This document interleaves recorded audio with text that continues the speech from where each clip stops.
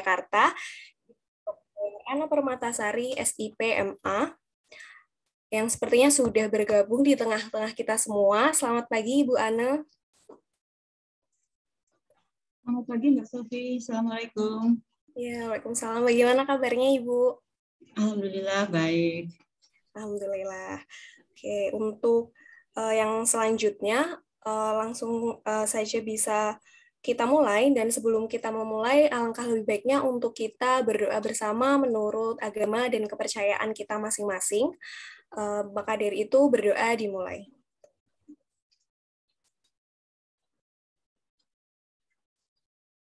Berdoa tidak dibatasi. Untuk yang selanjutnya, izinkan saya, Sofi Naurejana Baskara, sebagai moderator yang akan memandu jalannya kegiatan acara pada kesempatan pagi hari ini, dan izinkan saya untuk membacakan susunan acara kita pada kali ini. Untuk acara yang pertama, yaitu pembukaan dan pembacaan susunan acara dan tata tertib oleh moderator.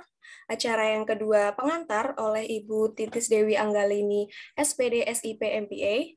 Yang ketiga, pembacaan materi oleh narasumber, yaitu Ibu Ana. Yang keempat adalah diskusi dan tanya jawab, dan acara yang selanjutnya yaitu dokumentasi dan penutup. Memasuki acara yang selanjutnya yaitu pengantar dari Ibu Titis Dewi Anggalini, SPD SIP MPA, kepada Ibu Titis selaku dosen AP UNY. Waktu dan tempat saya persilahkan. Baik, terima kasih sebelumnya. Assalamualaikum warahmatullahi wabarakatuh. Waalaikumsalam warahmatullahi wabarakatuh. Terima kasih atas waktunya. Saya di sini sebagai salah satu dosen pengampu untuk mata kuliah Manajemen Sumber Daya Manusia. Sebenarnya saya di sini mengampu dengan dosen senior saya, begitu, dengan Bu Lena Satelita. Hadirnya hari ini, Bu Lena, begitu. Kemudian juga hari ini kami kedatangan tamu begitu ya dari UMY, Bu Ana Permatasari. Kebetulan sebelumnya kita juga pernah bertemu beberapa kali begitu dalam satu organisasi begitu ya di ASEAN dulu gitu. Jadi tidak begitu asing dengan Bu Ana gitu. Kemudian juga hari ini kita berkesempatan lagi untuk berkolaborasi bersama gitu. Hari ini kita akan mempelajari terkait dengan tantangan global untuk menjadikan ASN itu dia lebih berintegritas dan profesional begitu. Kalau sebelumnya kita telah mempelajari dari praktisi langsung, sekarang kita mempelajari terkait dengan pengamat. Kebetulan di sini Bu Ana itu ahli dalam bidang pemerintahan gitu ya, terutama dalam MSDM-nya seperti itu. Kemudian juga nanti kita akan mempelajari beberapa hal gitu yang teman-teman perlu catat dan perhatikan juga.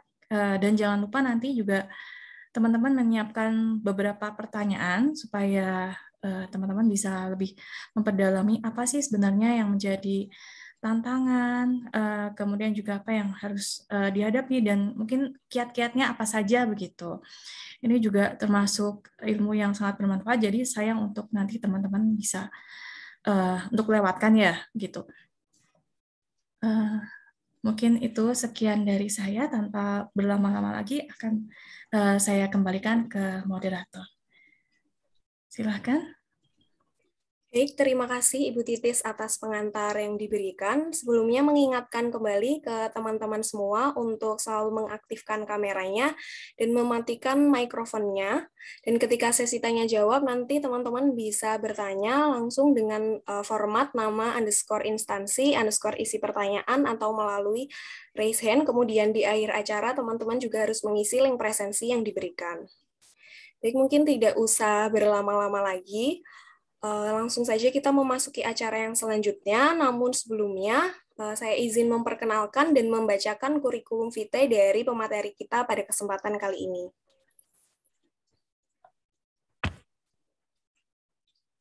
Baik, kurikulum vitae dari Ibu Ana Permatasari. Yang pertama, nama Dr. Ana Permatasari, SIP MA, tempat tanggal lahir di Martapura, 7 Maret 1969, beralamat di Perum Pendowo Asri, Blok N nomor 8, Pendowo Harjo Sewon Bantul, Daerah Istimewa Yogyakarta. Dan Ibu Ana memiliki berbagai hobi yang bisa teman-teman lihat seperti membaca, menulis, traveling, dan mencoba hal baru. Kemudian riwayat organisasi yang pernah diikuti lumayan dan sangat banyak sepertinya. Yang pertama ada Sekretaris Persatuan Putra-Putri, Purnawirawan, dan ABRI. Yang kedua anggota pramuka dari Siaga, Pandega, hingga Pembina. Kemudian ada juga Ibu pernah menjadi Ketua Pusat Studi Wanita UMY, Wakil Sekretaris Majelis Lingkungan Hidup Pimpinan Pusat Muhammadiyah, anggota Majelis Hukum dan HAM Pimpinan Wilayah Aisyah Daerah Istimewa Yogyakarta, dan yang lain-lain yang bisa teman-teman saksikan di layar teman-teman. Kemudian riwayat pekerjaan dari Ibu Ana. Yang pertama, dosen program studi ilmu pemerintahan Visipol Universitas Muhammadiyah Yogyakarta tahun 1996 hingga sekarang. Kedua, tenaga ahli Badan Kehormatan DPRD DIY tahun 2021 hingga 2022. Yang ketiga, tenaga ahli DPRD Kota Kediri bidang pemerintahan tahun 2021 hingga 2023, dan tenaga ahli Bapeda Sleman tahun 2018 hingga sekarang. Kemudian ada pun riwayat pendidikan dari Ibu Ana. Yang pertama, S1 jurusan Ilmu Pemerintahan Visipol UGM, lulus tahun 1995. S2 Prodi Ilmu Politik Sekolah Pasca Sarjana UGM tahun 2010. Dan S3 Prodi Ilmu Politik Program Pasca Sarjana Universitas Muhammadiyah Yogyakarta, lulus tahun 2018.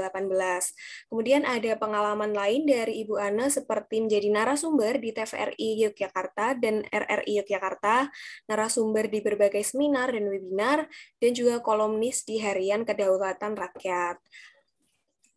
Baik, segitu kurikulum vitae yang bisa saya bacakan dari pemateri kita yang luar biasa. Tidak perlu berlama-lama lagi, supaya teman-teman juga sudah tidak sabar, langsung saja kita masuki ke acara inti, yaitu pemaparan materi dari Ibu Ana Permatasari. Kepada Ibu Ana, saya persilahkan. Terima kasih Mbak Sofi waktunya. Bismillahirrahmanirrahim. Assalamualaikum warahmatullahi wabarakatuh.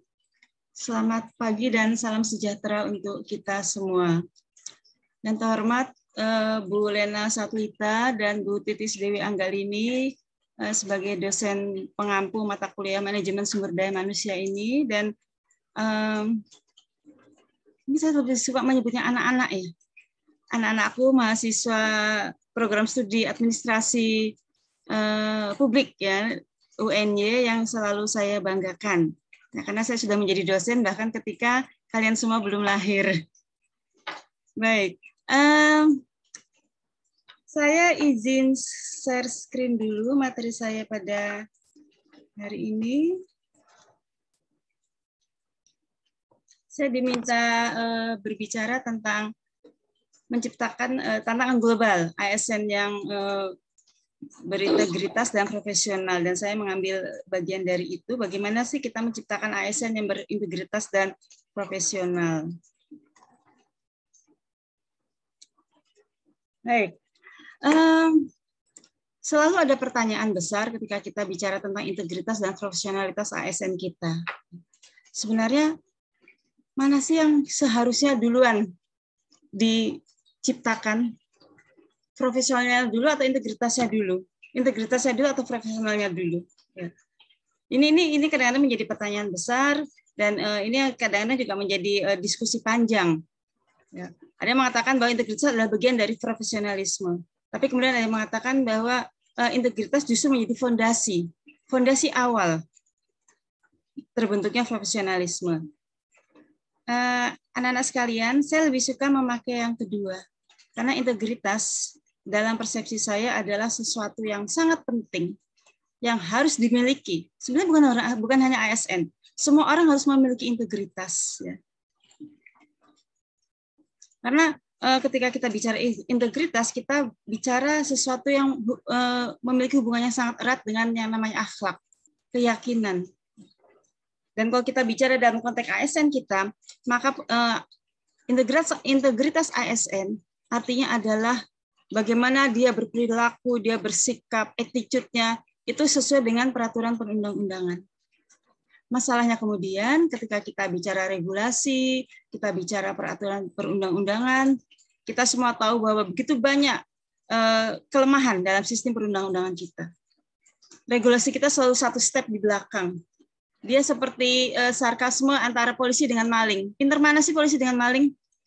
Karena selalu banyak yang mengatakan, oh pinter maling. Karena polisi selalu bertindak sesudah pencurian terjadi. Nah, begitu juga ketika kita bicara dengan tentang regulasi kita, maka regulasi kita sampai sekarang masih belum bisa mengcover peraturan-peraturan yang seharusnya ada untuk mengatur pelaksanaan sistem pemerintahan kita. Karena kebetulan saya dari prodi pemerintahan, kita melihat bahwa misalnya katakanlah undang-undang tentang Pemda yang sudah berkali-kali direvisi, itu ternyata sampai sekarang pun masih membutuhkan begitu banyak peraturan-peraturan pelaksana. Apalagi kalau kita bicara tentang Omnibus Law, Undang-Undang Cipta Kerja, undang-undang yang begitu gemuk, besar, ya. Dan ini kemudian membuat begitu banyak aturan-aturan operasional yang harus dibuat. Bahkan kemudian hasil putusan MK yang kemarin, dalam waktu 2 tahun, MK memberi waktu kepada DPR dan pemerintah untuk merevisi undang-undang ini supaya lebih berpihak kepada rakyat.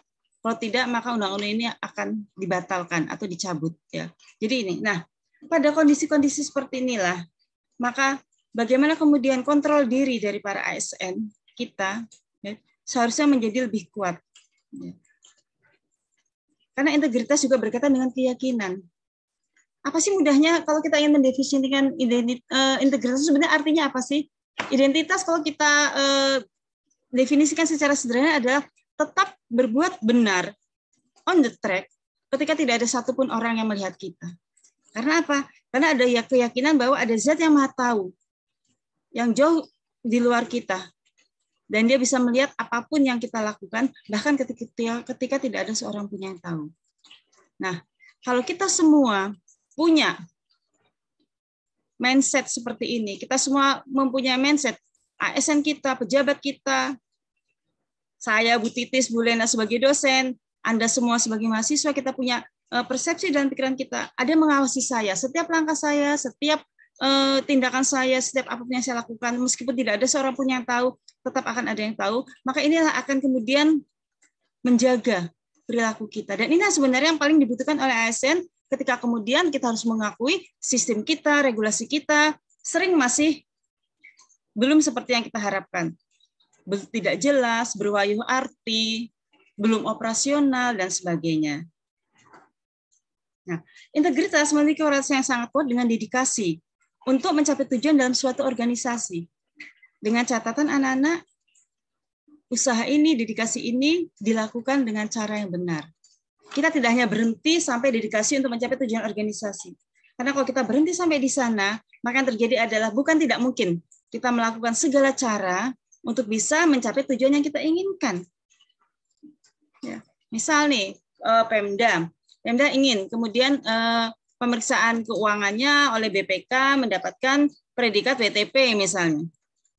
Akhirnya dengan cara mudah dia membuat sedemikian rupa. Kenapa? Kalau kita bicara tentang WTP, wajar tanpa pengecualian dari BPK, maka kita akan bicara bagaimana uang 100 dikeluarkan 100, di SPJ-kan 100. Jadi kalau adik-adik mungkin yang di organisasi mahasiswa biasa tuh dapat uang dari prodi ya, dapat uang dari prodi 5 juta misalnya buat kegiatan.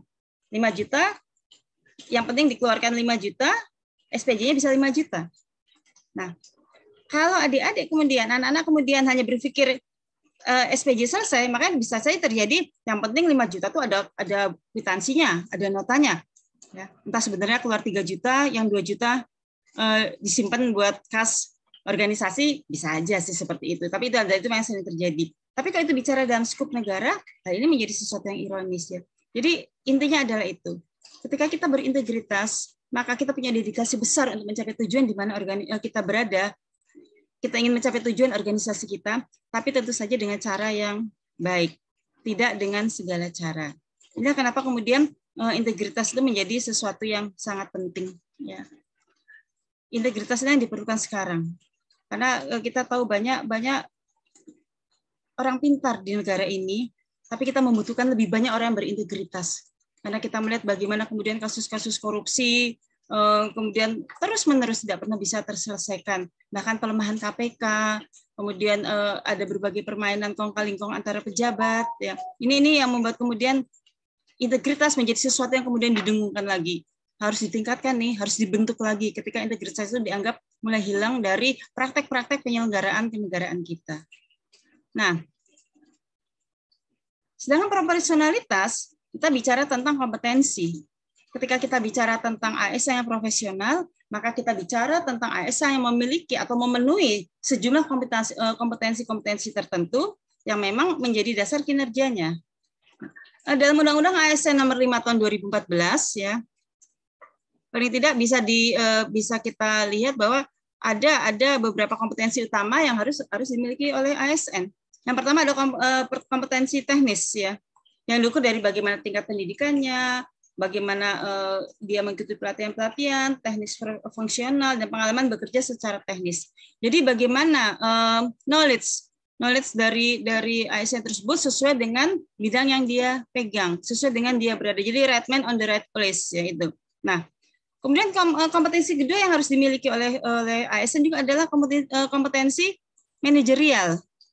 Ya. Manajerial ini bagaimana kepemimpinan dia. Jadi tidak mungkin ASN stagnan pada satu eselon atau satu golongan. Pasti akan ada kenaikan berkala untuk tingkat eselon dan golongannya. Nah, semakin tinggi tingkat golongan ini, maka akan semakin banyak orang-orang harus diorganize, harus dia manage dalam bidangnya tersebut. Pertama dia kasubag misalnya. Pertama dia staf biasa. Kemudian dia menjadi kasubag. Nah, kemudian dia menjadi kepala bagian misalnya. Kemudian mungkin kalau karirnya bagus, dia memang kompeten, dia mungkin bisa terpilih menjadi kalau di tingkat kabupaten kota itu misalnya asisten atau mungkin menjadi sekda. Nah, ini kompetensi yang kedua inilah yang harus didapatkan berdasarkan pengalaman. Anak-anak tidak semua hal itu bisa kalian dapatkan di bangku kuliah. Ya, kadang-kadang dosen malah cuma ngasih sedikit aja. Sedikit hanya sebagai stimulan untuk kalian mau mencarinya sendiri. Ya, jadi memang ketika Anda lulus kuliah, jangan kemudian Anda berpikir saya sudah pinter nih, udah kuliah 3,5 atau 4 tahun di administrasi publik UNJ, ya jelas universitas yang terkenal ya. Tapi itu hanya sebagian besar hanya teori-teori yang mungkin nanti di lapangan kalian akan bertemu dengan hal-hal yang jauh berbeda dengan teori. Nah, disitulah kemampuan kalian untuk bisa mengadaptasi teori tersebut dan kemudian menyesuaikannya dengan kondisi yang kalian hadapi. Ya, seperti kami misalnya di bidang politik dan pemerintahan, banyak hal-hal yang kemudian menjadi teori-teori yang menjadi mentah ketika kemudian kita implementasikan di lapangan. Ya, dan ini tentu saja membutuhkan kreativitas bagi kalian nanti untuk bisa menyelesaikan permasalahan-permasalahan mungkin timbul. Ya, baik. Nah, yang kemudian adalah yang ketiga adalah kompetensi sosial kultural. Di sini adalah bagaimana kemudian seorang ASN itu bisa bertugas, bisa melaksanakan kewajibannya di masyarakat yang maju dalam hal agama, suku, budaya, ya. Sehingga kemudian menjadi penting bagi dia, nanti kita akan bahas di belakang, bagaimana dia menjadi netral. Ya. Jangan kemudian, karena saya orang Jawa nih, kemudian karena kemudian saya ASN orang Jawa, ketika kemudian ada sesama suku saya, datang meminta pelayanan, saya akan memperlakukan dia lebih daripada kemudian misalnya ada masyarakat lain, anggota masyarakat lain yang datang kepada saya dari suku Sunda atau suku yang lain misalnya untuk minta pelayanan. Ini dari suku atau mungkin dari masalah agama. ASN harus netral. Dia tidak boleh membeda-bedakan status sosial, ekonomi, kesukuan, agama dari masyarakat yang dia alami. Dia layani ya. Dan itu kemudian ketika kita bicara ASN kan kalau kita translate dalam bahasa Inggris kan civil servant ya. Civil servant itu sebenarnya apa sih? Pelayan masyarakat ya. Jadi ASN itu memang fungsinya adalah melayani tanpa membeda-bedakan. Ini satu hal yang penting. Ya. Bahkan juga yang sering terjadi adalah perlakuan yang berbeda antara masyarakat yang satu dengan masyarakat lain. Paling sering yang saya lihat adalah berkaitan dengan status sosial, ekonomi. Ya. Kalau yang datang ke minta pelayanan misalnya cantik, harum, bersih seperti Mbak Sofi misalnya ya, moderator kita pada hari ini, pasti akan ramah, welcome, Tapi coba yang datang misalnya seorang bapak, bajunya lusuh, bersandal japit, kemudian dia terlihat orang-orang saudara-saudara yang kurang beruntung dan dia mungkin dari lapisan bawah, akan ada perbedaan perilaku. Nah, ini masih ada walaupun kemudian ada SOP tentang pelayanan prima. Jadi kenapa kemudian pengawasan terhadap kinerja ASN itu harus terus tetap diperhatikan ya. Nah, bagaimana kemudian cara menjadi ASN yang profesional? Yang pertama adalah ini kalian saya tidak tahu tapi kalau berdasarkan survei kami di Prodi Ilmu Pemerintahan UMY itu hampir 50% tetap bercita-cita ingin menjadi ASN. Ya, mungkin di Prodi AP UNY ini sama aja ya. Bayangnya menjadi ASN karena memang menjadi ASN itu yang satu status sosialnya tinggi. Nah, kemudian yang kedua dengan adanya pensiun, kemudian dengan ada jaminan sosial yang begitu banyak itu menjadi profesi yang menarik. Nah, cara menjadi ASN yang profesional adalah yang pertama pola pikir. Harus dibentuk dulu pola pikir dalam pikiran kita bahwa menjadi ASN adalah menjadi pangreh projo, bukan pamong projo ya. Oh, kebalik, sorry. Adalah pamong projo bukan pangreh projo. Artinya kita selama ini sekarang sudah semakin baik sih, tapi ketika saya seusia Anda, yang namanya birokrasi itu kalau kita datang ke sana meminta pelayanan publik seperti kita yang mengemis pelayanan. Ya. Mereka kadang-kadang begitu arogan, tapi sekarang insya Allah sudah menjadi semakin baik. Nah, pola pikir yang mementingkan pelayanan publik itu harus ditanamkan dari sekarang, terutama Anda yang berada di jurusan di prodi administrasi publik ini, karena kalau kalian nanti menjadi ASN, maka yang harus kalian tanamkan dalam otak Anda, saya adalah orang yang digaji pemerintah dengan uang rakyat, sehingga saya harus bekerja sebaik mungkin untuk memberikan pelayanan kepada masyarakat. Dan pola pikir ini juga nanti yang akan mempengaruhi bila Anda menjadi decision maker, menjadi policy maker di birokrasi kita. Pola pikir Anda, perspektif Anda, mindset Anda terhadap sesuatu hal, itu akan mempengaruhi cara Anda mengambil keputusan. Sehingga ketika kemudian kita menanamkan pemikiran kepada kita, di kepala kita bahwa saya bekerja untuk sebaik-baiknya kemaslahatan masyarakat, itu akan mempengaruhi terhadap kebijakan-kebijakan Anda. Kita harus akui dengan pola pikir yang kadang-kadang tidak kita mengerti, pemerintah kadang-kadang membuat kebijakan-kebijakan yang tidak sesuai dengan keinginan rakyat. Misalnya, katakanlah misalnya ya, masalah impor. Indonesia adalah negara dengan garis pantai kedua terpanjang di dunia sesudah Amerika Serikat. Tapi kita adalah pengimpor garam. Ironis ya, karena di sepanjang garis pantai itu kita bisa membuat garam sebanyak-banyaknya, sebanyak yang kita mau. Tapi dengan alasan garam produksi petani garam Indonesia tidak layak konsumsi, maka yang dia ambil adalah apa? Mengimpor. Kalau pemerintah kita punya persepsi yang lain, misalnya ingin memberdayakan petani garam, bukannya mengimpor, tapi kita mungkin akan melakukan pelatihan terhadap petani garam supaya produksi garam mereka akan bisa layak konsumsi sehingga kita tidak perlu mengimpor. Ini cuma salah satu contoh aja. Bagaimana pola pikir dalam menyelesaikan permasalahan yang dihadapi oleh pemerintah, oleh birokrasi, oleh pejabat eksekutif, itu akan mempengaruhi bagaimana kemudian kebijakan yang mereka ambil. Sehingga kemudian anak-anak sekalian, bagaimana Anda menanamkan pola pikir bahwa kalau nanti saya menjadi ASN, yang harus saya lakukan adalah sebesar-besarnya untuk kepentingan rakyat, maka itu akan berpengaruh terhadap attitude Anda di masa yang akan datang. Kemudian yang kedua, observasi. Observasi ini adalah pengamatan. Observasi ini adalah mencari data sebelum Anda nanti memutuskan sesuatu. Dan observasi ini penting karena banyak sekali kebijakan yang kemudian ternyata tidak tepat sasaran, itu karena kurangnya observasi atau mencari data. Apalagi sekarang pada era big data seperti ini ya, itu menjadi sangat penting ya. Kalau Anda suka nonton televisi ya, ada running text di semua TV nasional bahwa ada sekitar 6 triliun bantuan sosial dari pemerintah yang salah sasaran. Artinya bantuan tersebut diterima oleh orang yang tidak tepat. Ironis kan ini? Kok bisa loh, 6 triliun itu duit semua loh itu ya. 6 triliun itu duit semua, tapi ternyata salah sasaran. Kenapa? Pemerintah tidak punya data yang valid. Siapa sih yang sebenarnya butuh bantuan tersebut? kadang-kadang yang dapat malah orang-orang yang tidak masuk kriteria membutuhkan. Mereka punya motor misalnya, mereka memiliki cukup aset, tapi mereka tetap dapat bantuan. Sementara di sisi lain, orang-orang yang jelas-jelas butuh bantuan dari pemerintah, karena ketidakmampuan mereka, malah tidak dapat. Jadi saudara-saudara, kedepannya observasi untuk mendapatkan data pendukung itu menjadi sesuatu penting dalam setiap pengambilan keputusan. Ya. Anda juga nanti ketika menulis skripsi, menulis tugas akhir, Anda akan tahu bahwa analisis Anda akan menjadi sangat miskin ketika Anda tidak punya data. Ya. Dan analisis Anda juga akan menjadi kacau ketika kemudian data yang Anda dapat itu adalah data yang salah.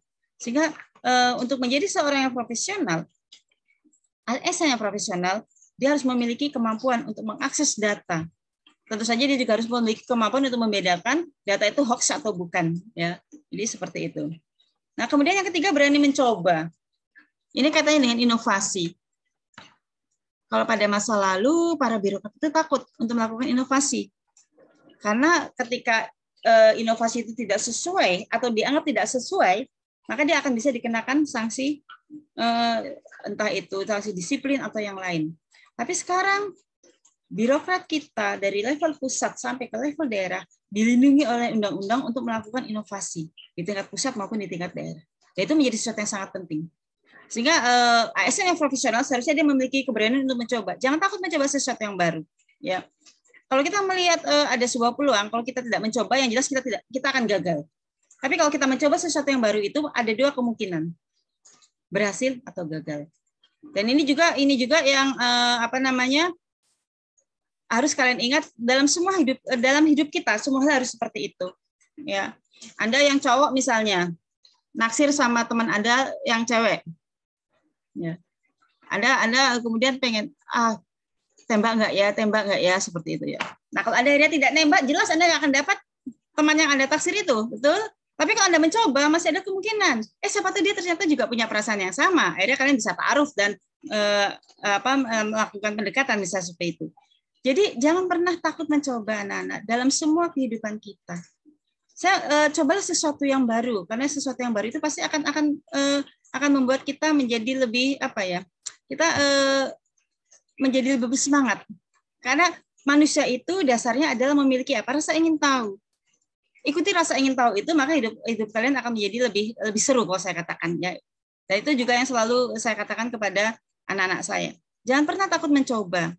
Kalau kamu mencoba, berarti kamu punya dua kemungkinan, berhasil atau gagal. Tapi kalau kamu tidak mau mencoba, cuma ada satu hal, kamu nggak akan berhasil, kamu akan gagal. Jadi itu ya. Nah, kemudian yang keempat untuk menjadi ASN yang profesional itu adalah jangan malu bertanya dan belajar dari para senior, juga mungkin yang lain. Karena apa, Nana? Saya punya sebuah quote bagus ya dari seorang teman. Dia mengatakan, semua orang adalah guru, semua tempat adalah sekolah. Kita bisa belajar kepada siapa saja, kita bisa belajar di mana saja. Ya. Saya 12 tahun mendampingi suami saya, dia ASN di Kabupaten Sleman ya. Dia menjadi panewu dari beberapa kapanewon atau kecamatan di Sleman ya. Dan salah satu tugas saya sebagai ibu camat adalah mengurusi PKK. 12 tahun saya belajar bahwa ternyata saya yang notabene lulusan perguruan tinggi, kuliah sampai S3, ternyata ketika saya belajar mengenangani masalah PKK, saya justru belajar dari ibu-ibu yang sudah sepuh, ibu-ibu yang pendidikannya cuma SMP, bahkan cuma SMP, ada bahkan yang SD ya. Dan mereka luar biasa. Jadi itu, jangan pernah takut bertanya, jangan pernah malu belajar kepada siapapun ya. Karena setiap orang itu adalah guru. Allah memberikan kita kemampuan untuk belajar dan tapi juga memberikan kita keterbatasan. Kita tidak mungkin menguasai semua hal. Karena itu dalam agama Islam ada yang mengatakan serahkan urusan itu kepada ahlinya ya. Nah, itu yang kita lakukan. Kita belajar pada ahlinya dan ahli itu tidak selalu identik dengan gelar akademik. Ya. Tapi kadang-kadang orang yang bahkan tidak sekolah sekalipun, dia memiliki keahlian yang luar biasa pada satu bidang. Ini yang keempat ya. Nah, kemudian berikutnya adalah tekad yang kuat. Jangan mudah menyerah, jangan pantang menyerah. Ya. Saya dulu skripsi ganti judul 4 kali. Giliran sudah dapat ganti judul, sudah penelitian, ternyata kemudian dosen pembimbing saya meninggal dan saya ganti dosen yang baru, kemudian tidak klik dengan materi yang saya tulis. Akhirnya saya ganti judul lagi. Kalau saya ingat seperti itu sudah mau menyerah saja, tapi nyatanya alhamdulillah karena tekad yang kuat untuk saya harus bisa lulus, akhirnya saya lulus juga.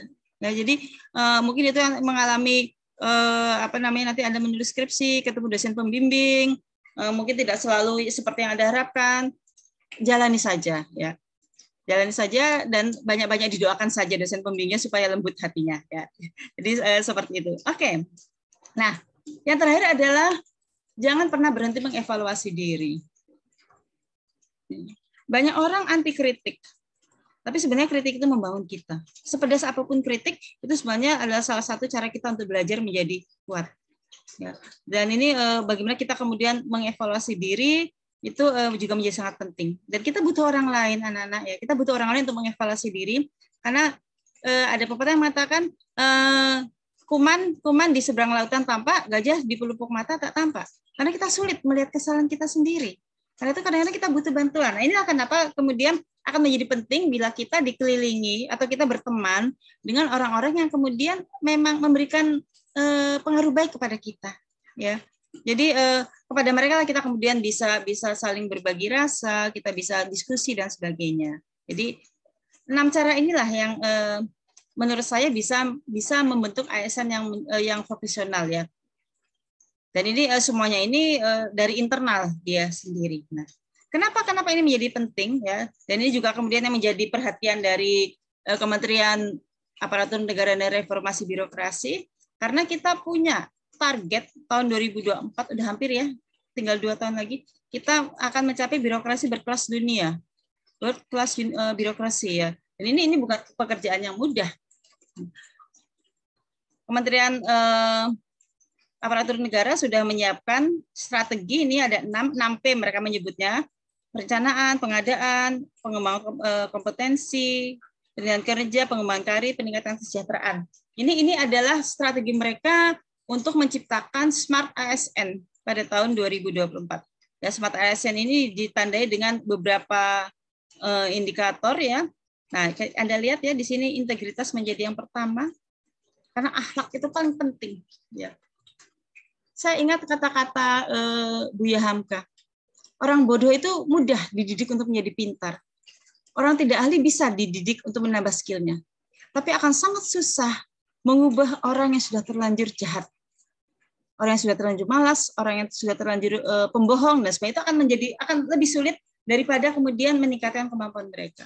Jadi yang terpenting memang adalah kejujuran, integritas ya, karena yang lain bisa di-upgrade. Ya, lebih mudah di-upgrade. Saya katakan tidak mudah, tapi lebih mudah di-upgrade. Nah, kemudian nasionalisme, profesional, wawasan yang luas, kemudian IT dan bahasa asing, hospitality itu apa ya? Sikap suka menolong, helpful ya itu. Jadi suka menolong. Bagaimana kemudian dia dalam pelayanan itu memang dalam persepsi dia aku mau menolong. Karena kadang-kadang saudara nanti kalau kalian menjadi ASN, kalian berada di pelayanan publik, nggak selalu loh ketemu orang pinter. Nggak selalu akan ketemu orang yang mengerti apa yang harus dia lakukan untuk mendapatkan pelayanan. Kadang-kadang katakanlah mudahnya saja untuk membuat IKTP misalnya.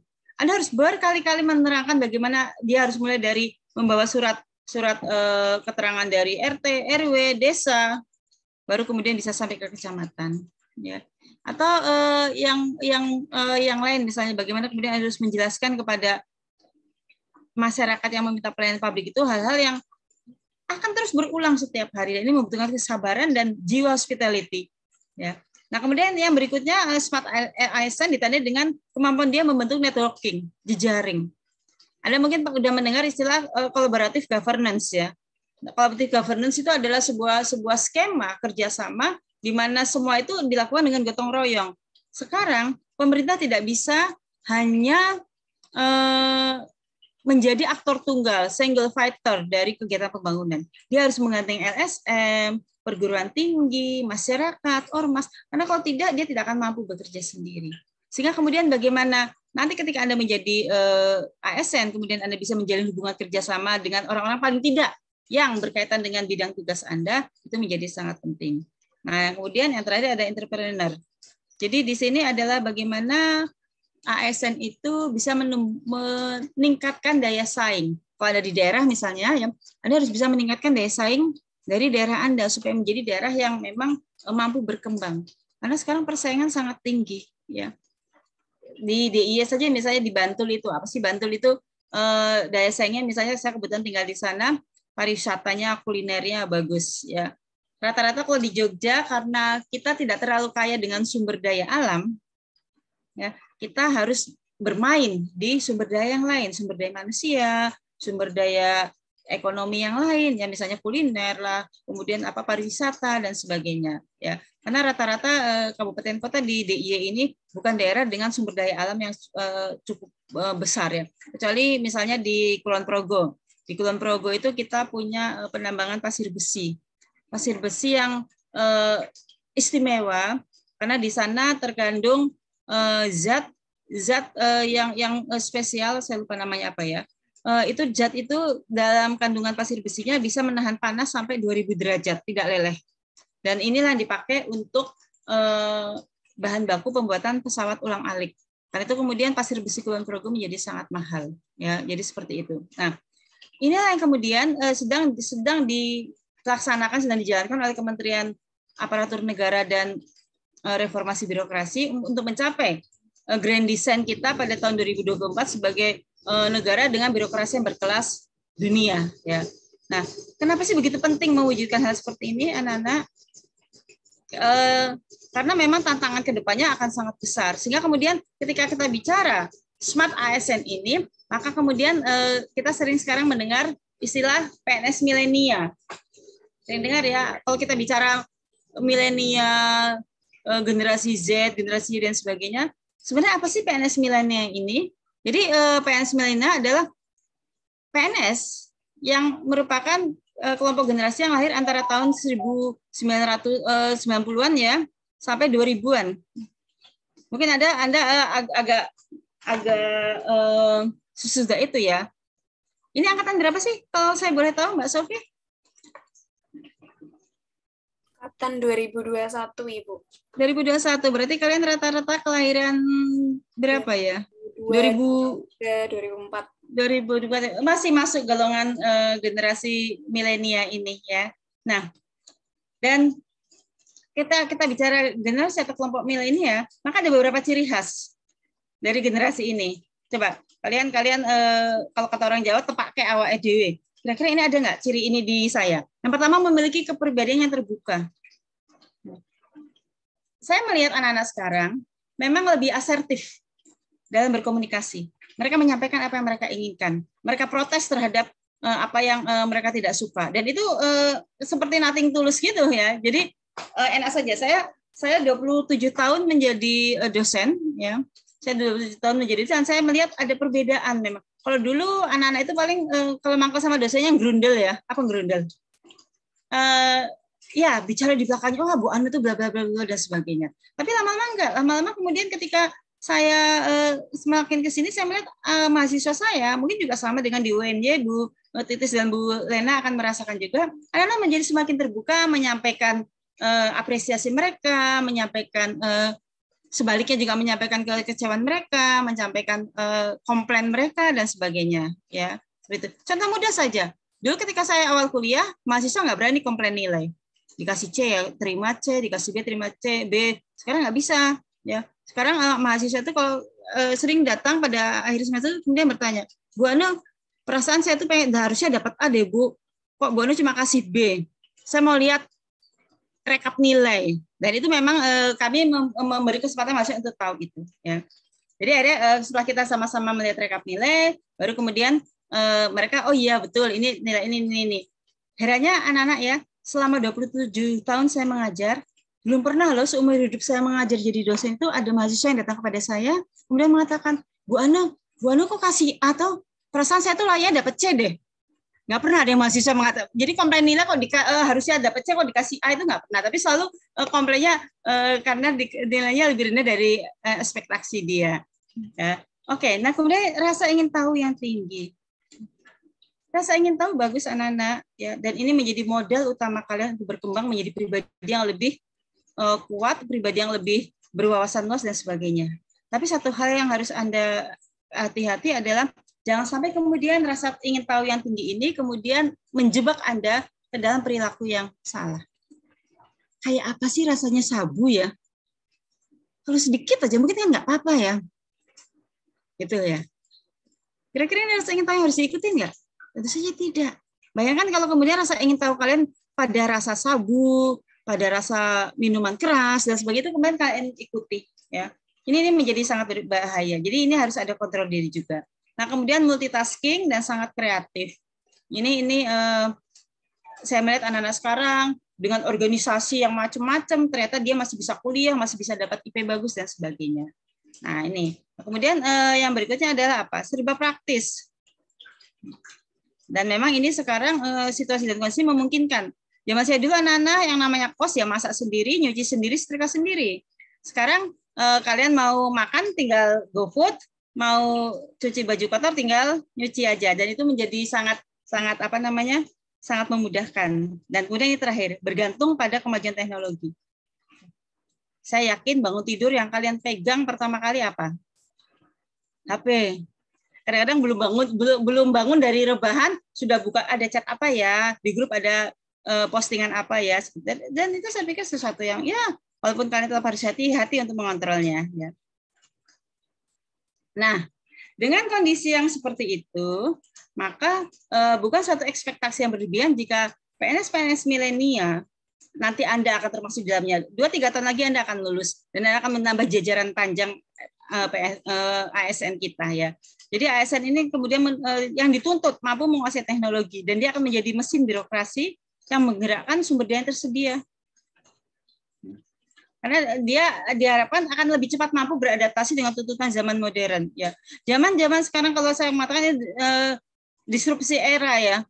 Disrupsi era itu adalah sesuatu yang perubahannya sangat masif dan kadang-kadang kita tidak membayangkan sebelumnya seperti apa. Ya. Contoh mudah saja. Dulu mana pernah sih kita kebayang duduk manis di rumah, tekan-tekan HP sebentar, tahu ada makanan datang dianterin ke kita. Kita nggak pernah berpikir seperti itu. Ya. Dulu pernah nggak sih kita berpikir bahwa dengan HP scan QRIS misalnya kita sudah langsung bisa bayar, kita nggak usah bawa uang kemana-mana, ya. Itu perubahan masif yang membutuhkan kekuatan mental untuk bisa menjalaninya. Ya. Kenapa?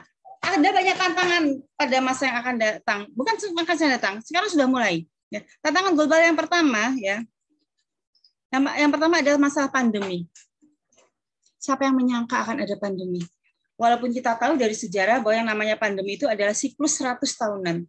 Pandemi flu Spanyol terakhir adalah tahun 1920. Saat itu jutaan orang juga meninggal. Sebelum akhirnya kita dengan santai mengatakan sekarang saya flu.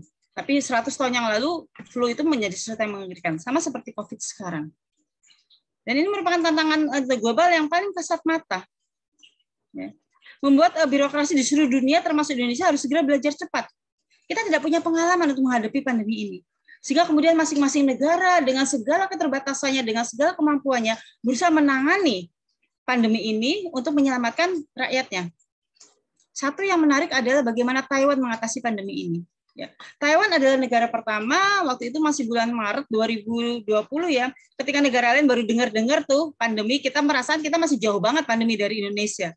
Taiwan menjadi satu-satunya negara pertama yang langsung menutup penerbangan internasionalnya. Semua waktu itu ketawa. Tapi ternyata langkah Thailand itu sesuatu langkah yang strategis yang ini membuktikan bahwa kasus di Thailand jauh lebih rendah daripada kasus di negara lain. Karena apa? Wakil Presiden Thailand ternyata adalah profesor epidemiolog. Jadi pakar pandemi. Ya. Dia pakar pandemi sehingga dia tahu apa yang harus dia lakukan. Ini tadi anak-anak ya, pola pikir yang seperti saya sampaikan di depan. Karena dia mempunyai pola pikir yang tepat untuk mengatasi masalah, akhirnya dia bisa menyelesaikan dengan baik. Nah, di Indonesia ditambah lagi, sekarang ada berbagai endemi dan wabah yang kembali bermunculan. Di Indonesia yang kita lihat pernah TBC, di daerah Jawa Timur itu tiba-tiba meledak angkanya. Kemudian kolera, disentri itu ya, itu juga kemudian meledak. Dan yang terakhir ini, apalagi kita jelang bulan Idul Adha ya, kita jelang Idul Adha, ternyata kita ada wabah penyakit mulut dan kuku dari sapi-sapi kita. Ya, ini menyedihkan dan ini harus cepat dipelajari. Karena itu kemudian kita juga mengenal istilah agile governance. Jadi agile governance adalah sebuah pemerintahan, sebuah organisasi yang mampu merespon secara cepat perubahan yang tak terduga. Akan banyak perubahan-perubahan tak terduga di masa yang akan datang, saudara-saudara. Kalau kita bicara satu aspek aja, perubahan iklim misalnya, itu akan memberikan perubahan-perubahan tak terduga yang harus segera bisa ditangani oleh birokrasi. Dan ini menjadi sangat penting. Ya. Nah, kemudian tantangan global yang kedua, ini adalah memasuki era digital, ya, di mana kemudian masyarakatnya semakin dinamis, kemudian pelayanan publik yang lebih profesional, efektif, transparan juga menjadi suatu tuntutan. Ya. Maka pada saat inilah PNS atau ASN sebagai aparatur sipil negara wajib atau dituntut harus mampu memaksimalkan kapasitasnya dan mengaplikasi ke dalam program pokok dan fungsinya sebagai sosok pelayan yang terhadap masyarakat. Ya, karena seperti tadi ini ya, Pangreh Projo menjadi Pamong Projo. Ini apa namanya? Bagaimana tadinya ASN-nya tadinya memerintah, arogan dengan status sosial yang tinggi, itu kemudian menjadi civil servant, pelayan masyarakat. Ya, nah ini. Apalagi kemudian ada Perpres nomor 95 tahun 2018 tentang sistem pemerintahan berbasis elektronik ya, yang mana kemudian mewujudkan tata kelola pemerintahan yang bersih, efektif. Nah, ini juga penting, transparan, keterbukaan ini menjadi sangat penting. Ya. Selain ini diperlukan untuk bisa mewujudkan sistem pelayanan publik yang berdasarkan SPBE ini. Ya. Nah, tuntutannya kemudian muncul dari masyarakat. Ini adalah penerapan smart government melalui optimalisasi penggunaan teknologi informasi dan digitalisasi. Sekarang semua serba digital. Ya. Bahkan sekarang saya misalnya ingin mencetak kartu keluarga aja bisa dari rumah. Saya ingin mendaftar, misalnya saya pelaku UMKM, saya tidak harus datang ke Jakarta mengurus izin, saya tinggal buka webnya Kementerian Perdagangan dan Koperasi, langsung bisa mendaftar dan sebagainya. Dan ini menjadi tuntutan masyarakat. Ya. Di daerah DIY sendiri sekarang kita berlomba-lomba bicara tentang smart cities, smart residence, smart province dan sebagainya. Ini menjadi sangat penting. Kemudian yang kedua, ini yang penting juga anak-anak ya. Jadi penerapan keterbukaan publik. Sekarang segala sesuatu tidak bisa disembunyikan pada era digitalisasi ini. Seperti yang dikatakan oleh Angela Merkel ya, dia Perdana Menteri Jerman, dia mengatakan bahwa pada kondisi di era digital ini membuat kemudian situasi menjadi berubah pada kehidupan kita, di mana tidak ada satupun yang bisa dirahasiakan. Informasi begitu cepat, bukan hanya sehari, 2 hari, 3 hari tidak, tapi kadang-kadang dalam waktu beberapa menit itu sudah sampai. Ya, seperti kasus kemarin, putranya Ridwan Kamil misalnya, tenggelam di Sungai Are di Swiss. Berapa menit kita langsung dapat berita itu. Ya, ini menjadi sangat penting dan kemudian juga informasi-informasi yang berkaitan dengan diri kita tidak bisa kita hilangkan. Itu yang menjadi sangat penting karena apa? Jejak digital tidak bisa dihilangkan. Nah, itu Anda berhati-hati kalau posting-posting, kemudian Anda jangan advice sederhana ketika kita bermain medsos. Jangan main medsos, jangan posting apapun ketika sedang marah, kita sedang galau, kita sedang sedih. Pasti akan terpengaruh ke dalam postingan kita dan itu tidak bisa dihapus. Mungkin segera kita hapus dari akun kita, tapi kalau orang lain sudah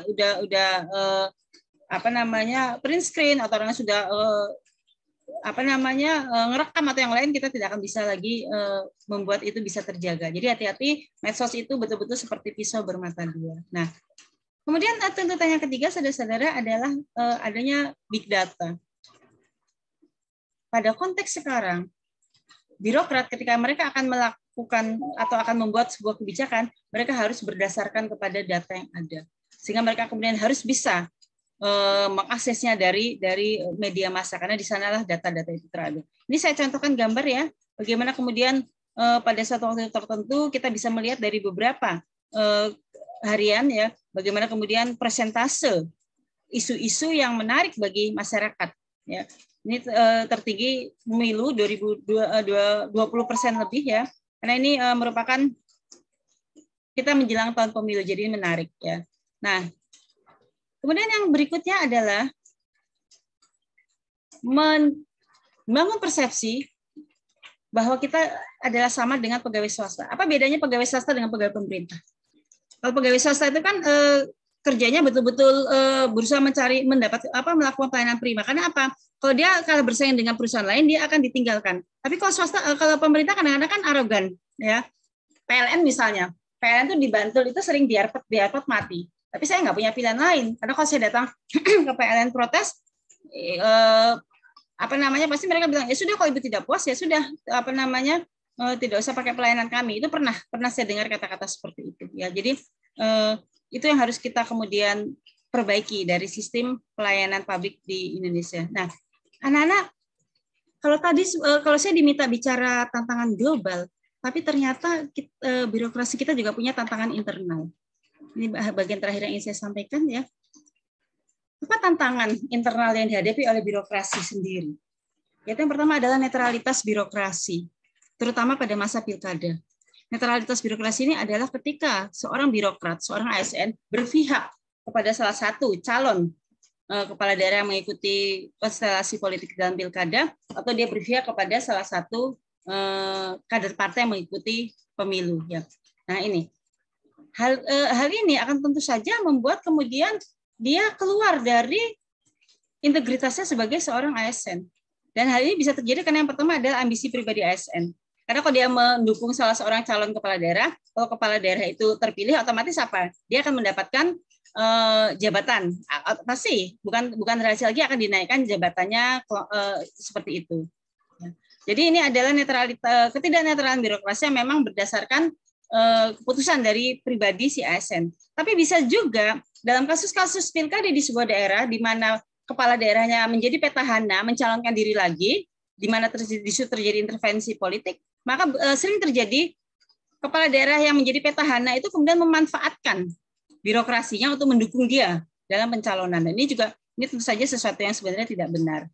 Nah, kalau kita melihat jelang politik tahun politik 2024, maka kita tahu bahwa grand design demokrasi kita adalah tahun 2024 itu semuanya bareng. Bulan Februari kita milih presiden, wakil presiden, DPR, DPRD, DPD, dan bulan Novembernya kita akan memilih bupati, wali kota, gubernur seluruh Indonesia. Tidak usah bayangkan nanti capeknya KPU kita seperti apa, ya. Yang jelas yang ingin saya soroti adalah bahwa sampai menjelang tahun 2023 itu akan ada 272 jabatan kepala daerah yang kosong, baik di tingkat kabupaten, kota madya atau kota ataupun provinsi. Dan ini harus diisi PJ-nya. Dan biasanya PJ-nya itu adalah dari birokrasi. Karena undang-undang mengaturnya seperti itu, ya. Nah, permasalahan kemudian menjadi juga polemik adalah bahwa ternyata ada PJ kepala daerah di Seram dan di Papua itu ternyata dari kalangan TNI Polri yang aktif. Ini menimbulkan permasalahan juga, menimbulkan debat-debat juga. Karena apa? Untuk gubernur itu ada 24 gubernur yang akan berakhir masa jabatannya. Dan di Kementerian Dalam Negeri berdasarkan datanya ada 622 pejabat ASN yang memenuhi kualifikasi untuk menjadi PJ dari gubernur. Dan sementara itu di tingkat kabupaten kota, di mana dibutuhkan 248 PJ untuk bupati wali kota, ada 4.000 lebih PNS yang memenuhi kualifikasi jabatan pratama namanya, ya. Nah, ini ternyata tapi kemudian ada dari kalangan TNI Polri yang dipilih. Padahal sebenarnya kalau selama ini Kemendagri mengatakan minim jumlah kandidat pejabat. Artinya, saudara-saudara, ada kepentingan politik yang bermain di sini. Atau di sisi lain yang lebih ironis lagi adalah Kemendagri sebenarnya tidak percaya terhadap aparatnya sendiri. Aparat segitu banyak loh. Masa dari 622 orang cari 24 orang nggak bisa? Dari 4.600 cari 248 orang nggak bisa. Jadi ini sebenarnya tidak relevan isu ini. Oke, baik. Itu mungkin nanti bisa kita diskusikan lain waktu karena ini sangat menarik. Seperti saya kemarin juga membincang hal ini di TVRI Jogja kemarin, ya. Kita mungkin bisa diskusikan lain waktu. Oke, nah sebagai penutup, saya ingin mengatakan bahwa dari semua tantangan di era milenial ini, saya tetap sebagai orang yang percaya bahwa pembentukan akhlak yang baik, integritas dari PNS kita adalah nomor 1. Knowledge bisa di-upgrade, skill bisa di-upgrade, tapi meng-upgrade moral itu adalah sesuatu yang sangat, apalagi sudah terbentuk, ya. Dan ini menjadi keprihatinan kita semua, karena ternyata kemudian kasus-kasus korupsi yang dilakukan oleh ASN kita usianya semakin muda, 30-an, 40-an, ya. Dan itu menjadi memperhatikan. Mereka cerdas, mereka pintar, skillnya bagus. Tapi kenapa kok mereka menjadi koruptor? Itu menjadi PR besar kita semua. Baik, mungkin itu yang bisa saya sampaikan sebagai pengantar diskusi kita, ya. Dan mudah-mudahan ini memancing Anda untuk bertanya, untuk ingin tahu, ya, karena itu akan membuat kemudian wawasan Anda bertambah, ya. Terima kasih, kurang lebihnya mohon maaf. Waktu saya kembalikan kepada Mbak Sofi sebagai pembawa acara. Silakan, Mbak. Baik, terima kasih kepada Ibu Anu Permatasari atas pemaparan materi yang diberikan yang sangat luar biasa, tentunya menambah wawasan dan insight baru bagi kita semua. Sepertinya di sini teman-teman mahasiswa sudah sangat banyak ada pertanyaan gitu, Ibu. Untuk itu langsung saja kepada teman-teman yang ingin bertanya, bisa langsung dengan raise hand atau menuliskan pertanyaannya di kolom chat.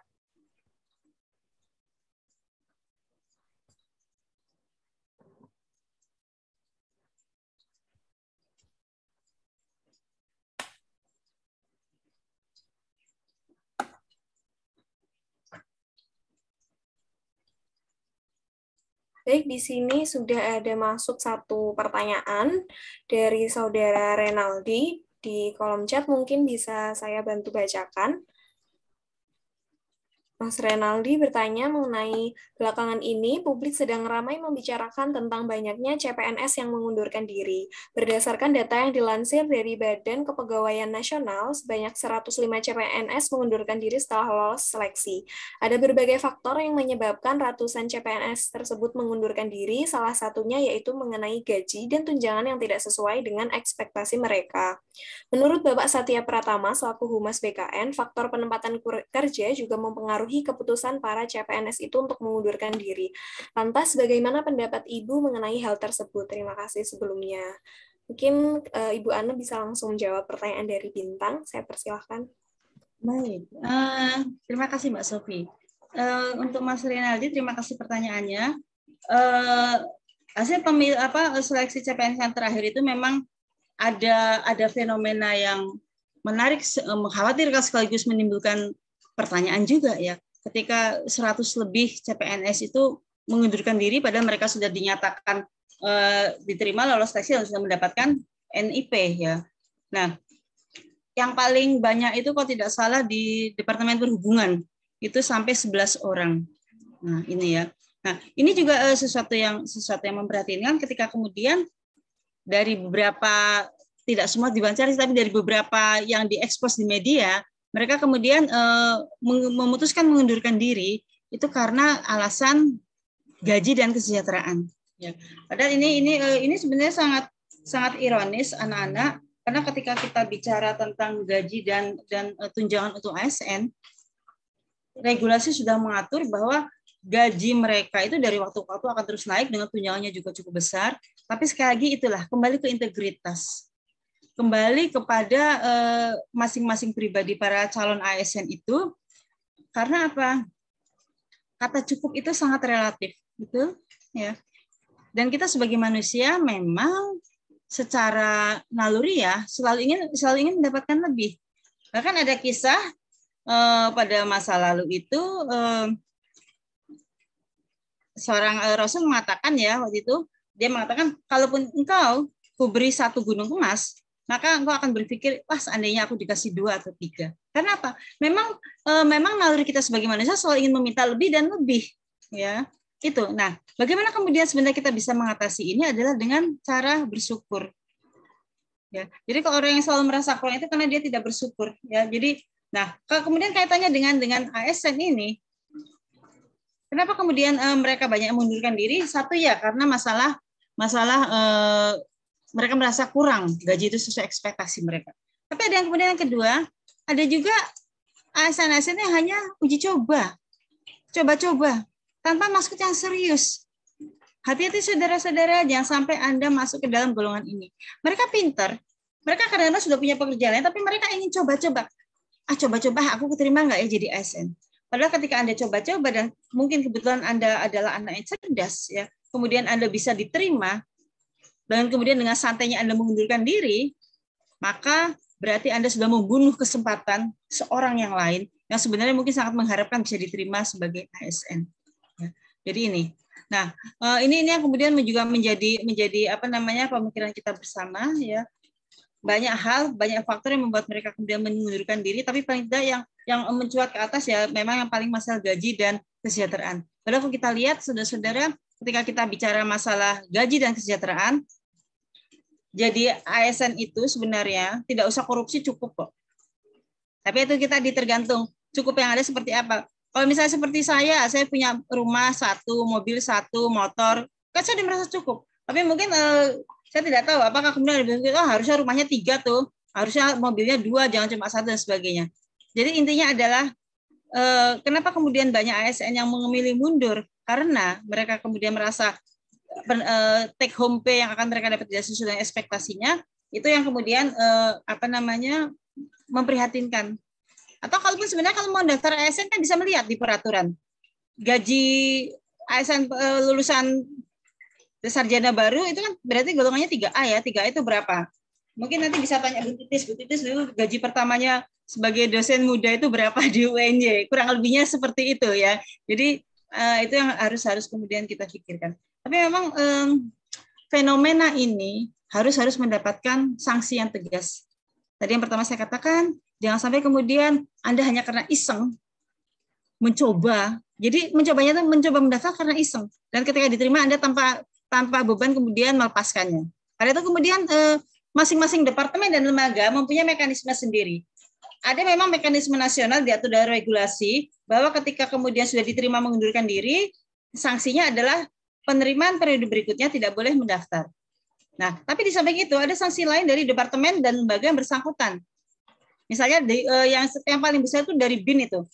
Jadi kalau Anda diterima menjadi ASN di Badan Intelijen Nasional itu, Anda sudah diterima kemudian Anda mundur, maka Anda akan kena denda 100 juta. Ya. Kemudian yang lain ada yang 75 juta, ada yang 35 juta, dan sebagainya. Tapi intinya adalah regulasi ini berusaha untuk mencegah supaya para ASN itu tidak dengan seenaknya saja menjadikan seleksi ASN ini menjadi sesuatu permainan. Ya, seperti itu. Kalau memang mereka sudah tahu kira-kira gaji PNS sekian, ya udah nggak usah daftar kalau memang mereka tidak mau. Jangan kemudian daftar, tapi kemudian diterima dan kemudian mereka meninggalkannya seperti itu. Begitu mungkin Mbak Sofi. Baik, Ibu, terima kasih atas jawaban yang diberikan. Kemudian selanjutnya sudah ada pertanyaan masuk dari Saudari Alma. Pertanyaannya terkait, misalnya ada seorang ASN yang bekerja dan mengemban tugas dengan sangat baik. ASN tersebut berprestasi, bertanggung jawab, dan profesional dalam kehidupan pekerjaannya. Namun, dalam hal kehidupan pribadinya, ASN tersebut bermasalah. Misalnya, seperti yang kita tahu beberapa kasus viral yang terjadi beberapa saat lalu yang membawa nama buruk ASN. Terkait persoalan ini, bagaimana dengan tanggapan Ibu Ana? Apakah dengan dikeluarkannya dari status ASN merupakan keputusan yang tepat? Terima kasih. Silakan Ibu. Baik. Ketika kita bicara ASN, kita bicara juga mungkin profesi yang lain, mungkin kondisi yang lain, ya. Jadi ASN tidak bisa dengan serta-merta dia berdiri sebagai ASN kemudian terpisah dengan kehidupan pribadi dia. Begitu juga misalnya saya, Bu Ana sebagai dosen UMY, tidak bisa dong kemudian memisahkan identitas saya dengan misalnya saya di rumah sebagai ibu rumah tangga, misalnya tidak bisa seperti itu. Anak-anak, ketika kita menjadi seseorang, apapun baju yang kita miliki, ya seperti saya misalnya, saya juga di PP Muhammadiyah, saya juga di Aisyah, saya juga di ITSMI, ya. Semua itu menjadi satu kohesi yang tidak terpisahkan. Sehingga kemudian menjadi tanggung jawab moral bagi saya untuk menjaga integritas saya di posisi manapun, di kondisi manapun saya berada. Jadi tidak bisa saya misalnya di UMY terkenal sebagai dosen yang baik, kemudian dosen yang berintegritas, dosen yang disukai mahasiswa, dosen yang tidak babal dan sebagainya. Sementara di rumah saya sebagai ibu misalnya tiap hari mukulin anak saya. Artinya seperti itu, tidak bisa seperti itu. Atau mungkin juga ada seorang ASN laki-laki, dia pintar, dia cerdas, kinerjanya bagus, skillnya bagus, knowledge-nya bagus, kepemimpinannya bagus, tapi kemudian dia menjalin hubungan dengan wanita lain di belakang istrinya. Itu juga tidak bisa. Jadi artinya adalah apa? Ketika kita bicara integritas, maka kita bicara tentang diri kita seutuhnya. Kita tidak bisa kemudian kita kemudian di satu profesi kita menjadi begitu sempurna baik, tapi di sisi lain kemudian kita alpa dan melakukan banyak kesalahan. Begitu juga ketika menjadi ASN. Ya. Ada bukan rahasia banyak kasus perselingkuhan antara ASN, ya seperti itu. Dan ketika hal seperti ini terjadi, tentu saja ketika kita bicara tentang perselingkuhan, kita bicara tentang kekerasan dalam rumah tangga. Dan kekerasan dalam rumah tangga itu dilindungi oleh undang-undang. Apalagi ketika kekerasan itu dilakukan oleh orang-orang yang seharusnya menjaga tidak melakukan kekerasan terhadap korban. Misalnya apa? Perlakuan kalau pelakunya adalah suami, maka hukumannya lebih berat dari misalnya hukumannya dari pelakunya adalah orang lain. Begitu juga ketika kita bicara masalah KDRT dan seperti itu. Nah, untuk kemudian ASN-ASN yang kemudian mendapatkan sanksi dikeluarkan, undang-undang kita mengatur bahwa kalau ASN itu divonis hukuman pidana lebih dari 5 tahun, maka memang dia akan dikeluarkan. Ini regulasi mengatur seperti itu. Karena hukuman di atas 5 tahun adalah hukuman untuk kategori tindakan pidana atau perdata yang berat. Tapi kalau misalnya hukumannya cuma 1-2 tahun, sejauh ini saya melihat banyak kasus seperti itu dan mereka tidak dikeluarkan, tapi kemudian dimutasi, digeser kemana, dan biasanya memang konsekuensinya adalah kehilangan jabatan. Tapi mereka tidak dikeluarkan.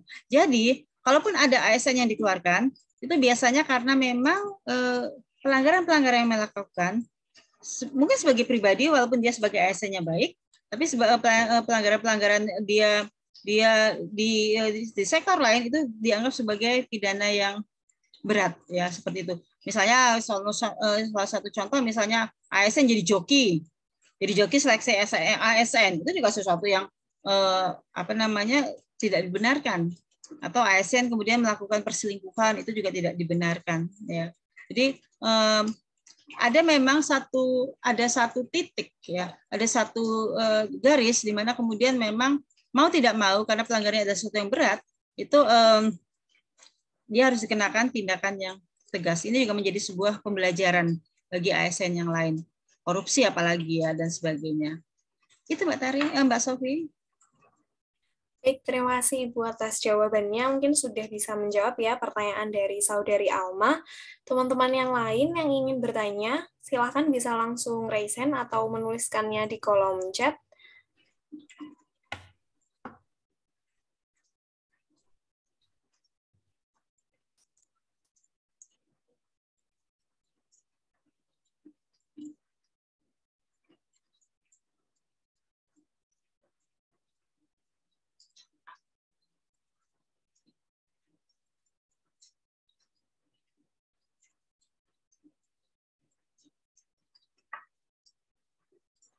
Baik, sudah ada pertanyaan lagi dari Aprilian Pritaningrum. Disebutkan pada tantangan internal terdapat kepentingan publik di mana melibatkan TNI atau ABRI aktif dalam birokrasi. Apakah kompetensi ASN saat ini tidak cukup baik sehingga harus melibatkan angkatan militer di dalam birokrasi? Lalu bagaimana agar strategi Smart ASN melalui 6P dapat tercapai di era digital seperti sekarang? Terima kasih. Baik, Aprilia ya. Aprilian. Seperti yang saya sampaikan tadi, itu yang sekarang sedang menjadi polemik. Untuk penjabat yang akan menggantikan bupati, gubernur, wali kota, karena memang tahun 2022, 2023 ini sudah tidak ada lagi pilkada, maka otomatis gubernur, bupati, dan wali kota yang habis masa jabatannya itu harus digantikan. Ya, sehingga siapa penggantinya? Mereka adalah para birokrat senior yang memang memenuhi kualifikasi untuk menggantikan sementara jabatan tersebut. Nah, seperti juga yang saya sudah sampaikan, bahwa jelang tahun 2023 itu ada 24 gubernur yang habis masa jabatannya dan 248 bupati wali kota yang habis masa jabatannya. Jadi total jumlah 270 lah ya, kita akan memiliki penjabat PJ dari gubernur, bupati, dan wali kota tersebut. Nah, sementara pada saat yang sama, data dari Kementerian Dalam Negeri menunjukkan bahwa untuk golongan yang memenuhi kualifikasi untuk bisa memenuhi atau untuk bisa menduduki menjadi PJ gubernur itu ada 622. Sementara yang bisa memenuhi kualifikasi untuk menduduki jabatan bupati wali kota itu ada 4.600 sekian dari jumlah yang dibutuhkan 248. Artinya sebenarnya narasi bahwa ketika Tito Karnavian Kemendagri kita mengatakan tidak ada kandidat di Kementerian Dalam Negeri sehingga kemudian harus meminta dari TNI Polri aktif, itu menjadi sesuatu yang sangat ironis ya. Sebanyak itu loh, masa sih nggak bisa mencari orang sekian ya. Artinya adalah kalau Tito Karnavian mengatakan tidak ada kandidat yang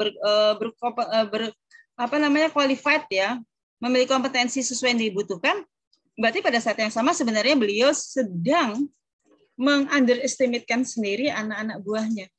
Ya, sehingga kemudian undang-undang boleh sih, undang-undang memang mengizinkan, ya undang-undang ASN kita mengizinkan bahwa untuk menduduki jabatan-jabatan tertentu bisa kita meminta bantuan dari TNI atau Polri, ya. Dan itu memang diatur juga dalam undang-undang bahwa TNI Polri aktif, ini undang-undang TNI Polri ya, undang-undang TNI Polri itu tidak bisa menduduki jabatan-jabatan kecuali 10, ada 10 jabatan publik yang bisa diduduki oleh TNI Polri aktif, misalnya seperti BNN, BIN, SAR, ya itu penasehat militer dan itu bisa diduduki oleh TNI Polri aktif. Tapi di luar itu nggak bisa, kecuali dengan permintaan kementerian atau lembaga yang bersangkutan. Jadi di sini mereka Paulus dengan Pak Andi Chandra itu mereka bisa menjadi pejabat gubernur di Papua Barat dan pejabat bupati di Seram bagian barat, ya. Itu karena apa? Permintaan dari Kementerian Dalam Negeri. Di sini titik ironisnya. Ya. Titik ini kenapa? Karena buat apa sebenarnya Tito Karnavian sebagai Menteri Dalam Negeri meminta bantuan dari TNI Polri, padahal sebenarnya dia punya aparat yang memenuhi kualifikasi. Masa di antara mereka nggak ada yang bisa menjadi penjabat gubernur atau wali kota dan bupati, ya. Nah, karena itu kemudian ketika kita kaitkan dengan strategi Smart ASN melalui 6P, harus kita akui bahwa kehidupan birokrasi kita juga tidak lepas dari politik. Ya. Nah, itu kadang-kadang ketika kita bicara kinerja birokrasi, itu juga tidak lepas dari pengaruh-pengaruh politik kepala daerah. Ya. Jadi, ini menjadi PR besar kita semua, bagaimana kemudian strategi 6P yang dicanangkan oleh Kementerian Aparatur Negara dan Reformasi Birokrasi ini bisa betul-betul berjalan on the track. Ya. Artinya bagaimana kemudian rekrutmen ASN itu mampu memilih ASN-ASN yang bukan hanya kemudian memiliki skill, tapi juga kemudian memiliki integritas yang baik seperti itu. Ya. Itu mungkin Mbak Sofi. Terima kasih Ibu atas jawabannya, sudah menjawab pertanyaan dari Aprilian. Yang selanjutnya ada pertanyaan dari Yasmin Husna. Izin bertanya mengenai tantangan ke depan menjadi seorang ASN. Jenis pekerjaan ASN dalam keterampilan akan mungkin digantikan oleh robot pada pekerjaan yang sifatnya klerikal. Sistem pelatihan yang seperti apa, wujud dan bentuknya untuk diperbaiki dengan melihat dan mengevaluasi cara kinerja ASN saat ini. Bagaimana tanggapan Ibu akan tantangan dan inovasi yang harus dibangun akan hal tersebut? Sekian pertanyaan dari saya, terima kasih. Baik, siapa tadi? Kusna ya, Yasmin. Oke, Yasmin, kita memang sedang dihadapkan pada sebuah situasi dan kondisi di mana kemudian banyak sekali pekerjaan-pekerjaan yang diambil alih oleh kecerdasan artificial intelligence. Dalam hal ini adalah robot, mesin dan sebagainya. Dan ini sebuah keniscayaan yang memang tidak bisa kita hindari. Ya. Tapi ketika kita bicara pelayanan publik, kita tidak hanya bicara tentang hal-hal yang bisa diambil oleh artificial intelligence. Bahkan sebagian besar pelayanan publik itu masih membutuhkan tatap muka, masih membutuhkan bertemu, ya. Dan ini menjadi sesuatu yang sangat penting, ya. Kemudian apa yang bisa dilakukan oleh ASN kita dalam menghadapi situasi yang seperti ini? Maka yang bisa dilakukan oleh ASN kita adalah kemudian bagaimana mereka meningkatkan kemampuan IT-nya, bagaimana mereka meningkatkan kemampuan digitalisasinya. Karena sekarang tidak ada lagi alasan ASN misalnya nggak bisa pakai laptop, nggak ada lagi alasan ASN nggak bisa pakai Word, nggak bisa pakai aplikasi-aplikasi yang lain yang segala macam itu. Tidak bisa alasan seperti itu. ASN harus bisa. Ya, karena dengan itu dia bisa melaksanakan tugas dan kewajibannya. Jadi jangan khawatir, memang puluhan bahkan mungkin ribuan jenis pekerjaan itu akan tergantikan oleh artificial intelligence. Contoh paling mudah saja, tol ya. Tol dulu kita nggak kepikiran ya, tol sekarang kan tinggal klik e-tol itu ya, ikat tol itu udah. Kalau dulu kan ada yang jaga, sampai kemudian ada yang menjadi viral, menjadi iklan dan sebagainya ya. Tapi sekarang kan segala sesuatu serba elektronik ya. Tapi tentu saja anak-anak jangan khawatir bahwa ketika kita bicara sesuatu yang bersifat elektronik, itu adalah sesuatu yang bersifat sangat teknis. Tapi ketika kita bicara pelayanan publik, masih sangat banyak aspek-aspek dalam pelayanan publik yang tidak pernah bisa tergantikan oleh artificial intelligence. Ya, jadi itu apa yang membuat kita pede aja lah bahwa kedepannya ASN ini masih akan sangat dibutuhkan. Lihat dari tahun ke tahun bukaannya tentu malah semakin banyak ya. Dan bagaimana kemudian kita bersaing dalam kondisi seperti ini, itulah yang saya sampaikan tadi, bahwa bagaimana kita mengupgrade kemampuan intelijen IT kita, bagaimana kemampuan digitalisasi kita, sehingga yang penting adalah kita melek teknologi. Ya, karena pada era disrupsi ini sudah tidak ada lagi batas antar negara, itu juga semakin kabur ya, semakin tidak terlihat karena kita mudah saja. Saya berhubungan dengan teman di Malaysia, di Singapura, di Thailand, di Amerika, bahkan dengan WA aja kita sekarang sudah bisa seperti itu. Nah, pada kondisi-kondisi seperti ini, ASN harus semakin tahu teknologi ya. Apalagi ketika nanti misalnya kalian ada yang berkarir ASN di bidang pertahanan misalnya ya, di sana kan juga harus tahu betapa dengan kondisi negara kita yang terdiri dari ribuan pulau, itu menjadi sesuatu yang sangat penting. Kita menjaga wilayah kita, karena itu wilayah kebangsaan kita menjadi sangat penting, karena ketika kita bicara nasionalisme, kita juga harus bicara menjaga negara kita. Hati-hati anak-anak, beberapa tahun terakhir ini semakin banyak pulau-pulau kita yang hilang. Yang terakhir ada Singkitan Likidan itu ya, 2 pulau yang kemudian diambil alih oleh Malaysia. Ya, ini menjadi sesuatu yang penting karena apa? Mereka dengan pandai bermain, sehingga kemudian ketika ada verifikasi de facto ke sana, pulau-pulau itu ternyata seperti lebih Malaysia daripada Indonesia. Dan itu kemudian mereka bisa diambil alih oleh Malaysia. Dan sekarang bukan hanya itu saja, tapi beberapa kali negara tetangga kita yang satu itu berusaha dalam tanda petik mengambil alih kepemilikan kita. Batik misalnya, reok, ya, angklung dan sebagainya, itu harus kita perhatikan ya. Nah, kemudian kaitannya dengan apa tadi yang kedua tuh? Apa Mbak Sofia yang tadi berkaitan dengan inovasi, kok lupa saya? Oke, tantangan dan inovasi yang harus dibangun akan berkaitan dengan hal tersebut ya. Saya sampaikan tadi, inovasi sekarang memberikan ruang yang seluas-luasnya untuk daerah untuk bisa berinovasi. Bahkan sekarang kalau nanti ada masuk ASN, ternyata di setiap bagian, di setiap kementerian lembaga, di pusat ya, kalau di daerah, bagian, seksi, dinas, dan sebagainya, itu ternyata inovasi itu ditarget. Jadi misalnya katakan setahun Anda ditarget harus melakukan 400 inovasi. Nah, selama itu juga Anda harus melakukan itu. Nah, kaitannya kemudian inovasi yang berkaitan dengan IT adalah, saya pikir yang paling tepat adalah pelatihan. Bagaimana kemudian memberikan pelatihan kepada ASN itu untuk bisa melek IT, untuk bisa mempergunakan teknologi informasi yang ada untuk bisa menunjang tugas dan tanggung jawab serta fungsinya sebagai ASN. Tidak bisa tidak. Ya. Kita tidak mungkin lagi mengejar dengan pendidikan, kita kejar dengan peningkatan skill. Seperti itu. Dan ini menjadi salah satu yang penting ya. Jadi inovasi apa yang untuk menghadapi tantangan terutama kaitannya dengan era digital, makanya saya paling mungkin adalah kemudian melakukan pelatihan yang continue, terus-menerus, jangan terputus ya. Dan juga harus secara masif untuk bisa dilakukan oleh ASN di daerah tersebut. Oke, begitu Mbak Sofi. Terima kasih Ibu atas jawaban yang diberikan, sudah sangat menjawab pertanyaan Saudara Yasmin. Selanjutnya ada pertanyaan dari Sidik Asyari. Dilansir dari CNBC Indonesia, pemerintah berencana untuk mengizinkan aparatur sipil negara untuk bekerja dari mana saja atau work from anywhere. Menurut Bu Ana, apakah rencana tersebut merupakan hal yang baik dan urgent untuk segera dilaksanakan atau seperti apa? Kemudian, skema kerja seperti apa yang seharusnya diterapkan saat WFA tersebut agar tetap menjaga integritas dan profesionalitas ASN? Silakan Ibu. Baik. Work from home dan kemudian berubah menjadi work from anywhere itu sebenarnya adalah salah satu dampak dari pandemi yang kita alami. Ya.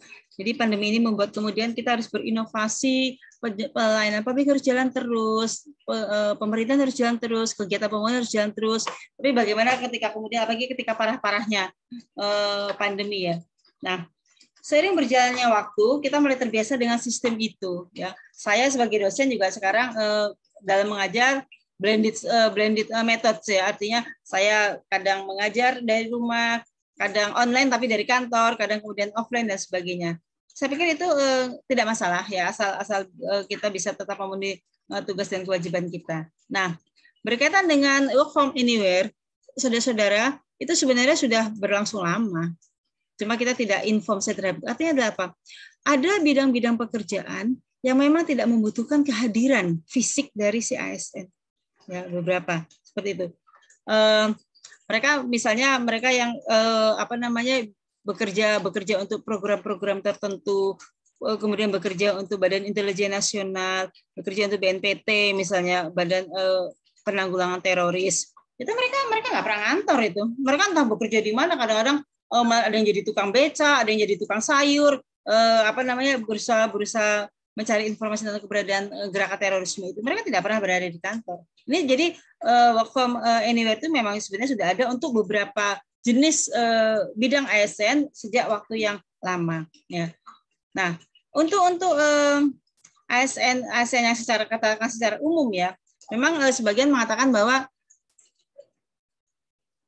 kehadiran fisik itu tetap menjadi sesuatu yang penting juga, apalagi ketika itu berkaitan dengan pelayanan masyarakat yang tidak mungkin bisa dilakukan melalui online. Ya, jadi ketika kemudian saya diminta pendapat, bagaimana kemudian tentang hal itu, saya pikir untuk bidang-bidang tertentu it's okay, nggak masalah. Ya, tapi ada bidang-bidang yang memang membutuhkan tatap muka, membutuhkan konsultasi, ya. Seperti mudahnya saja. Kalau misalnya orang mau menikah ya, kemudian dia sekarang kan biasanya calon pasangan pengantin itu mendapatkan pembelajaran dari KUA. Bisa sih lewat online, tapi ada beberapa yang ternyata tidak bisa disampaikan lewat online, jadi harus tatap muka. Ya. Ini dilakukan oleh KUA kita misalnya. Atau misalnya pelayanan IKTP misalnya, di mana orang-orang itu harus difoto misalnya ya, seperti itu. Kan itu nggak mungkin dilakukan secara online. Atau pelayanan di birokrasi di rumah sakit, ya. Memangnya Anda bayangkan saja dosen dokter objin misalnya ahli kandungan, kemudian ada pasiennya yang mau melahirkan, bisa kok dia lewat online. Jadi nge-zoom bareng ya Bu silakan tarik nafas panjang, lepaskan Bu, tarik nafas. Jadi dia memberi instruksi perempuan yang akan melahirkan itu dari online, dari Zoom. Kira-kira bisa? Tidak bisa. Ya. Jadi WFA itu ya untuk beberapa bidang pekerjaan, tapi tidak seluruhnya. Ya. Sehingga ini juga menjadi pemikiran ya, karena ketika kita bicara WFH yang selama ini dilakukan oleh badan-badan tertentu di negara kita, maka orang-orang yang berada di sana insya Allah integritasnya sudah dijaga. Ya. Tapi sehingga tetap harus ada pengawasan juga dari mereka ya, karena kadang-kadang gangguan seperti misalnya begini, anak-anak dari kepolisian kita misalnya, mereka akan menyelidiki jaringan narkoba, misalnya jaringan peredaran narkoba. Biasanya itu kan ada anak buah mereka yang disusupkan ke sana, menjadi pura-pura menjadi bagian dari jaringan tersebut. Nah, ini juga tetap harus dijaga integritas dan profesionalitasnya. Integritas termasuk kaitannya yang selama ini beberapa kali terjadi adalah mereka tergoda dengan iming-iming imbalan gratifikasi yang cukup besar, sehingga terjadi bukannya mereka menyelidiki jaringan narkoba itu, tapi mereka akhirnya menjadi bagian dari jaringan narkoba tersebut. Ini kan juga menjadi sangat ironis. Seperti itu, Sofi. Baik, terima kasih Ibu Ana atas jawaban yang diberikan.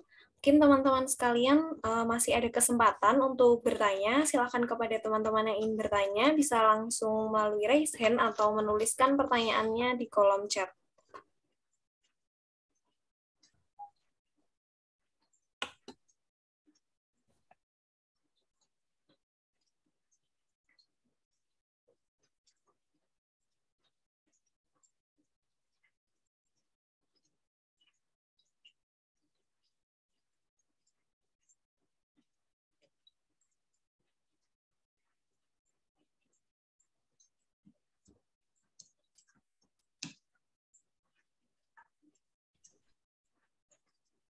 Bahkan teman-teman yang lainnya yang ingin bertanya, masih ada kesempatan.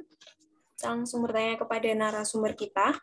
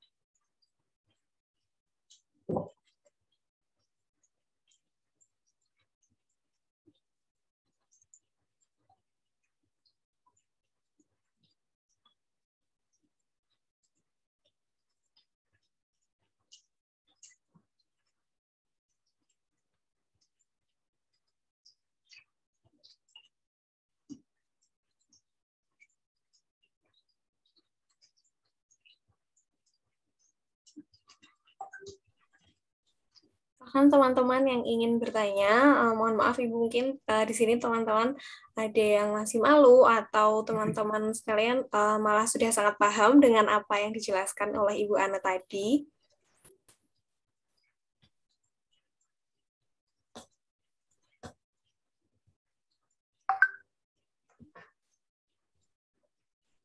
Oke, saya rasa kalau sudah tidak ada yang bertanya lagi, bisa kita akhiri mungkin, Mbak Sofi.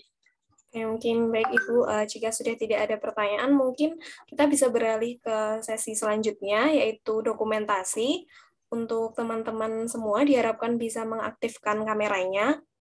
Kita akan mendokumentasikan pertemuan kali ini dengan narasumber kita.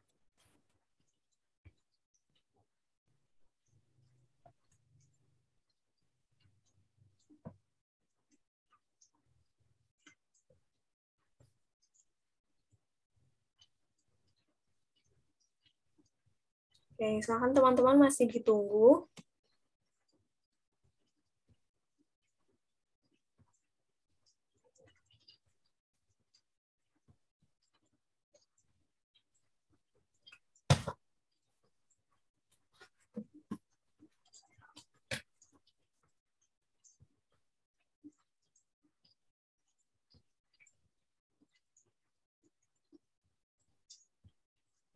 Silakan teman-teman yang belum, dan kepada panitia yang bertugas, mohon untuk bersiap untuk bisa mendokumentasikan.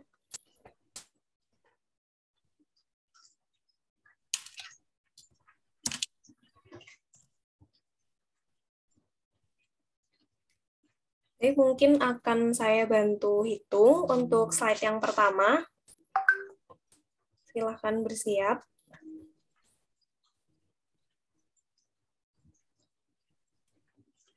Baik, untuk slide pertama, 1, 2.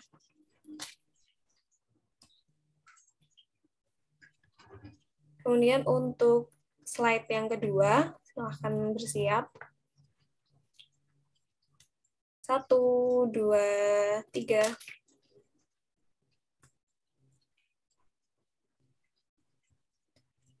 Slide ketiga. 1, 2, 3.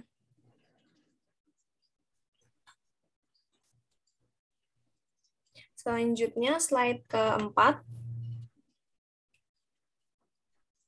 Baik, 1, 2, 3. Slide yang kelima. Dan kemudian slide yang terakhir, slide ke-6.